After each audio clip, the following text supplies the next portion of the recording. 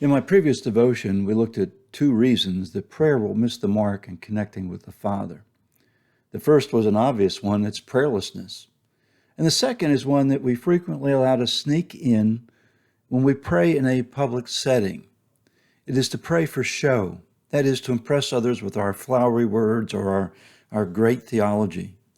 Praying to elevate ourselves in the sight of others is not effective prayer that's directed towards the Father. In the Lord's teaching on prayer in the Sermon on the Mount, there is another principle that hinders effective prayer. Let me read it to you from chapter 6, verse 7 of Matthew. It says, "And when you pray, do not heap up empty phrases as the Gentiles do, for they think that they will be heard for their many words." In the Gentile or pagan world, there were certain rote prayers or mantras that people would recite to their pagan gods. By the way,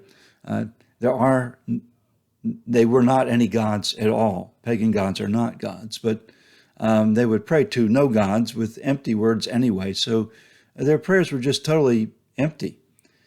And it was because they prayed to nothing.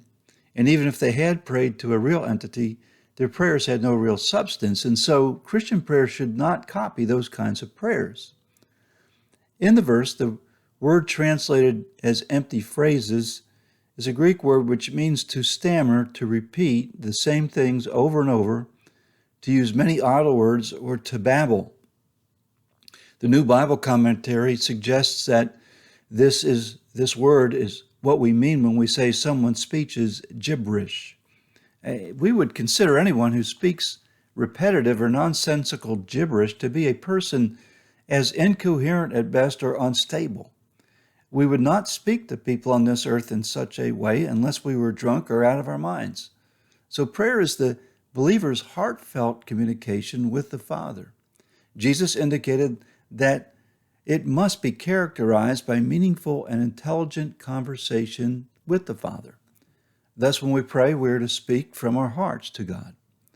He does hear the prayers of our heart, and we should try to avoid the pitfalls of religion in which we pray certain types of things or written prayers because it is the thing to do. The prayers that are effective are those that are genuine things that come forth from our heart to a holy God that wants to communicate with us and hear from us in prayer.